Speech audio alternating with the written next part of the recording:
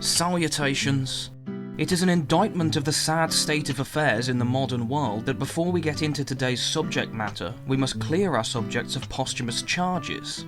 In our time, the concept of love has degenerated into becoming almost synonymous with sexual desire, and modern people project this depravity onto other cultures whenever they encounter anything unfamiliar. This is especially true of the ancient Greeks, who have garnered quite a reputation in recent years. For a warrior, girly boys are worth dying for. This reputation would be astonishing to these men if they were alive today. Certainly it can't be true, because homosexual acts were expressly illegal in most Greek city-states, including Athens, where you could be fined and prevented from taking political office. I will leave a link in the description to an article that covers this topic extensively. So some cultural context is clearly needed to set the stage for our talk on love. Ancient Greek culture valued physical fitness to an obsessive degree. They did, after all, invent the Olympic Games. The Greeks perceived a strong and healthy human body as a work of art, something to be admired like a sculpture, and since they had no internet or television, their main forms of entertainment were athletic competitions like wrestling and races, which were done naked to show off the physical accomplishments of the athletes. Even the name Plato was not the philosopher's real name, but a nickname given by his wrestling coach, which means robust. Yeah, look at that. So an ancient Greek looked at a physically fit person, male or female, in the same way that you or I might look at a painting in an art gallery, as a display of great talent and beauty.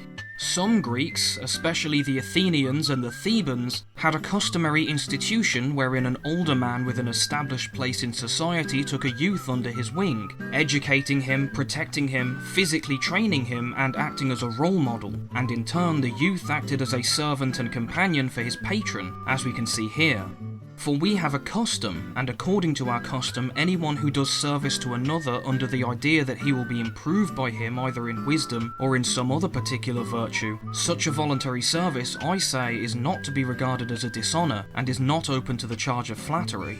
The mentor and student formed a very close loving bond, like a father and son, and for this reason were known by names translated into English as lover and beloved respectively.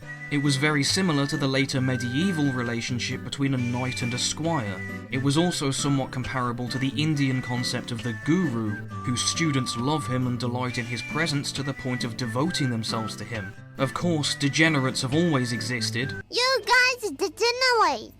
And some of them took advantage of this system in the same way some take advantage of priesthood or other positions of authority nowadays. This is confirmed by the final speech of Plato's Symposium, in which the bisexual Alcibiades admits that he tried to seduce Socrates while acting as his beloved, but Socrates pretended to not understand his intentions and went straight to sleep. So this is the cultural context in which Plato and the later Platonists discussed concepts like beauty and love, which we now will turn to. So, what is love? Love is the frenzy that descends on us from Venus, and is the most divine of all the species of divine madness, even more so than oracles, because rather than receiving communications from above, we receive a direct experience of form, and may come to realise that there is no real distance or separation between here and there. Thus far, I have been speaking of the fourth and last kind of madness, which is imputed to him who, when he sees the beauty of earth, is transported with the recollection of true beauty. This mania is embodied by Eros, or Cupid, who, as explained in the Symposium, is a daimon. As a daimon, Cupid has an incorruptible ethereal body or vehicle, but he is subject to passion like a mortal creature. By passion, we mean that he is moved towards some things and away from others, just as we go towards things we like and away from things we hate. There's no place like a bank. There's no place like a bank. In the case of Cupid, what he loves most is the beautiful. What is the beautiful? Let's ask Plotinus.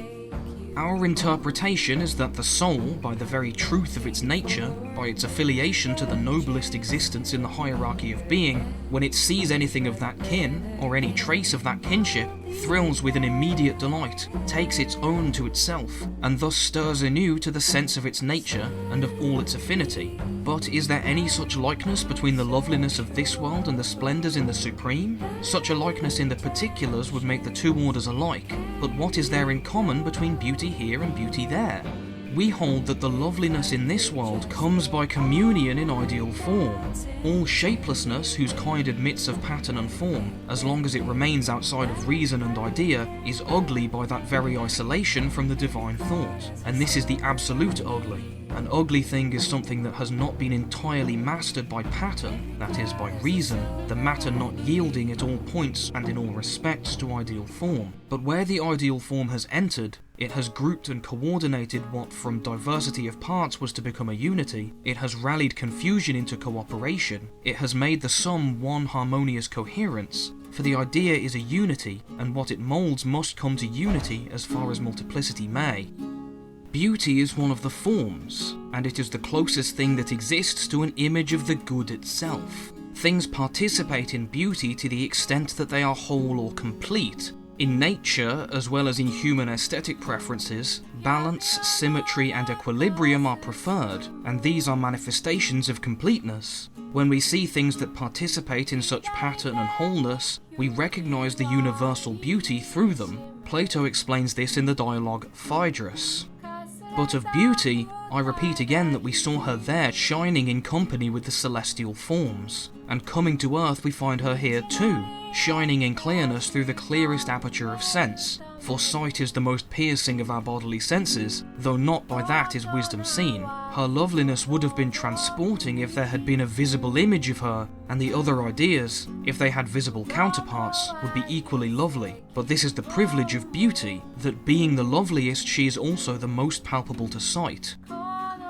Pausanias, the second speaker in Plato's Symposium, suggests that there are two Cupids because there are two Venuses. The lower Venus is called Common, the daughter of Jove, and her Cupid is the love of bodies. The higher Venus is Heavenly, created by Uranus, and her Cupid is the love of souls or minds. The lover of bodies only wants bodily pleasure and sees their beloved as a means of obtaining it, whereas the lover of souls desires to learn from their lover and teach their beloved. I'm in their face because I love them! Don't you get that? As a mediator between the superior and inferior realms, Cupid is oriented both upwards and downwards. This means that he can lead us up towards the form of beauty and towards the good, or down towards lust, gluttony and depravity. It is up to us to orient ourselves in the correct direction, and Cupid will carry us there. This rising up towards true beauty comes about most easily through the love of other people, specifically the love for the mind or soul of another as opposed to their body. For the intense yearning which each of them has towards the other does not appear to be the desire of lovers' intercourse, but of something else which the soul of either evidently desires and cannot tell, and of which she has only a dark and doubtful presentiment. This does not mean, as the agnostics might say, that the body is bad or should be ignored or rejected. You ever looked in the mirror and thought, Christ, fuck, what is that foul, pale ghoul? This can't be the case, because as we went over at the beginning of the video, Greeks, including Plato, took great care to make their bodies as fit, healthy and beautiful as they could. The bodies that make up this world are like mirrors that reflect sublime things. Simply by existing, material bodies are participating in the one, and therefore in the good, creating beautiful art, architecture, poetry and music in this world, and producing children who can do the same, is perpetuating the work of the demiurge, and bringing matter closer to true beauty. The less the desire for procreation, the greater is the contentment with beauty alone. Yet procreation aims at the engendering of beauty. It is the expression of a lack. The subject is conscious of insufficiency and, wishing to produce beauty, feels that the way is to beget in a beautiful form. Where the procreative desire is lawless or against the purposes of nature, the first inspiration has been natural, but they have diverged from the way, they have slipped and fallen and they grovel. They neither understand whither love sought to lead them, nor have they any instinct to production. They have not mastered the right use of images of beauty. They do not know what the authentic beauty is. Those that love beauty of person without carnal desire love for beauty's sake. Those that have, for women of course, the copulative love, have the further purpose of self-perpetuation. As long as they are led by these motives, both are on the right path, though the first have taken the nobler way. The problem arises when one forgets that there is a true beauty in an intellectual sphere, and thinks that the beauty comes from the matter itself. This leads to a desire to satisfy and then to overstimulate the brute urges, the epithumeticon, and live a life without caring for anything but self-satisfaction. And I think this guy is familiar with dishonorable discharge. This drives one further and further away from beauty and the good with each successive lifetime until one reaches rock bottom, so to speak. On the other hand, the fact that carnal desire is dangerous doesn't make it bad, and it would be just as misleading, and perhaps as dangerous, to ignore the emotional energies involved in love.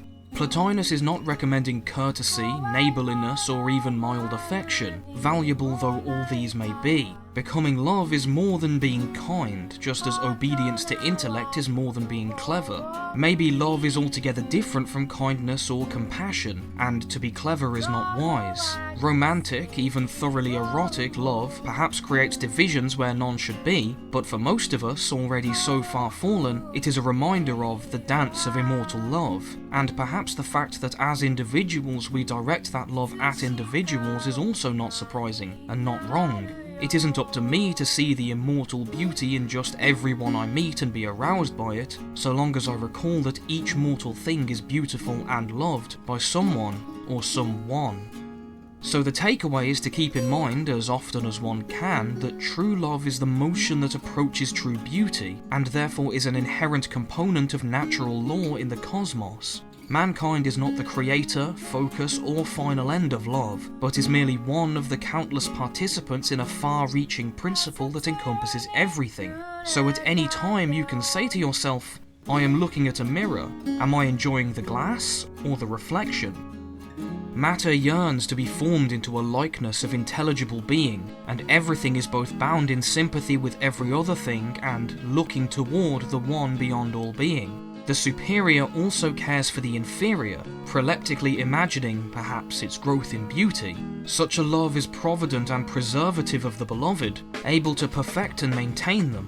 All these loves are, in different ways, erotic. That pattern is also to be found, where else could it originate, in the divine itself. So too gods love gods, the superior their inferiors providentially, and the inferior their superiors reflexively. It is because the divine is generous, not miserly, that there is anything else at all.